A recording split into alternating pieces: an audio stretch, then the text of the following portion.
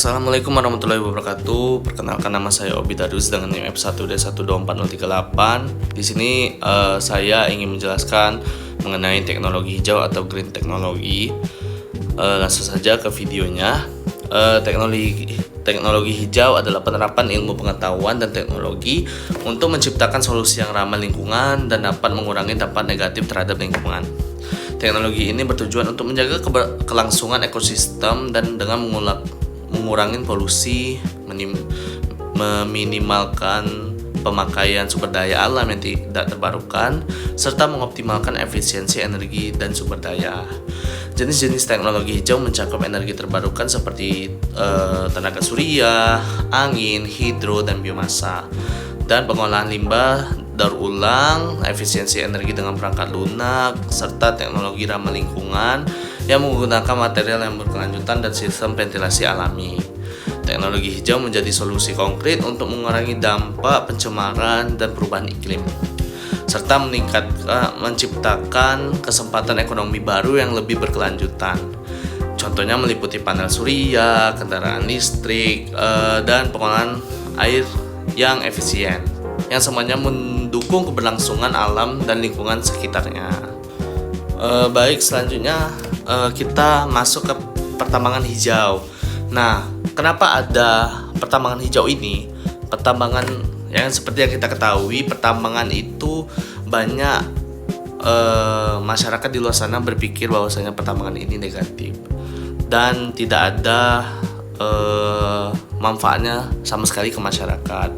Nah, makanya timbullah pertambangan hijau ini sendiri atau green mining. Pertambangan hijau atau green mining ini adalah pendekatan industri pertambangan yang mengutamakan keberlanjutan lingkungan dan tanggung jawab sosial dengan meminimalkan dampak negatif terhadap lingkungan dan masyarakat sosialnya. Konsep ini melibatkan penggunaan teknologi ramah lingkungan seperti energi terbarukan, pengolahan limbah yang efisien, reklamasi lahan pasca tambang, dan konservasi habitat alam. Dan ada juga prinsip dan praktik pertambangan hijau sendiri. Pertambangan hijau ini fokus pada efisiensi energi, pengurangan emisi karbon, pengolahan limbah air, serta pemulihan reklamasi lahan pasca tambang, pemanfaatan seperti kendaraan listrik, serta penggunaan biokar yang untuk menggantikan batu bara menjadi bagian dari inovasi agar operasional tambang lebih berkelanjutan lagi. Nah, di sini saya mengambil contoh di Indonesia ada PT Vale. Nah, PT Vale ini merupakan PT yang bisa dibilang reklamasi pasca tambangnya sangat berhasil. Yang berarti bahwasanya PT Vale ini juga menerapkan pertambangan hijau sendiri. Nah, PT Vale ini menjadi pionir dalam pertambangan hijau di Indonesia dengan mengadopsi penggunaan bahan bakar yang ramah lingkungan, mengurangi emisi karbon, dan berbagai teknologi bersih di operasionalnya. Selain itu juga perusahaan ini juga melakukan kegiatan seperti penasemayam bibit tanaman, reklamasi lahan pasca tambang, serta melibatkan langkah konservasi air dan pelestarian lingkungan di sekitar lokasi tambang ini sendiri.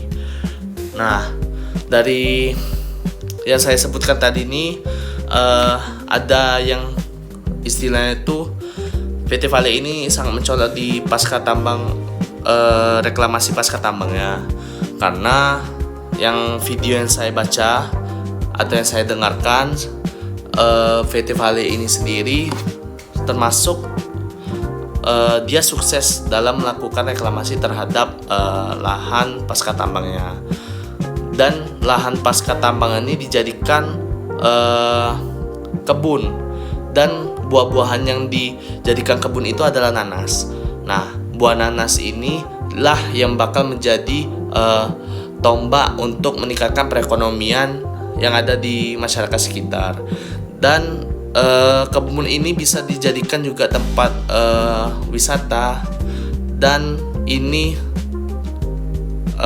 dibantu juga oleh pemerintah untuk melakukan penanaman bibit nanasnya ini sendiri.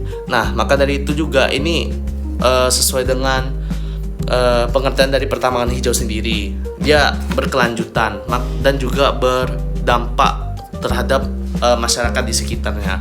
Maka dari itu saya mengambil contoh ini karena ini emang langka di Indonesia. Jarang ada PT-PT yang melakukan reklamasi pasca tambangnya bakal berdampak pada masyarakat langsung. Dan manfaat dari pertambangan hijau sendiri yang paling utama tentunya mengurangi kerusakan lingkungan selama ini menjadi dampak samping dari kegiatan pertambangan, menjaga keberlangsungan ekosistem dan meningkatkan kemanfaatan sosial ekonomi bagi komunitas sekitarnya. Nah, komunitas sekitar. Jadi kita para PT yang berhubungan langsung dengan masyarakat sekitar tuh, kita tidak boleh melakukan atau merugikan masyarakat sekitarnya. Kita dipercaya dengan masyarakat sekitarnya untuk melakukan sesuatu yang bakal lebih baik lagi ke depannya. Maka dari itulah diperlukanlah pertambangan hijau ini. Mungkin itu saja yang dapat saya sampaikan. Lebih dan kurang saya mohon maaf. Akhir kata saya akhiri, wabillahi taufiq wal hidayah. Wassalamualaikum warahmatullahi wabarakatuh. Terima kasih.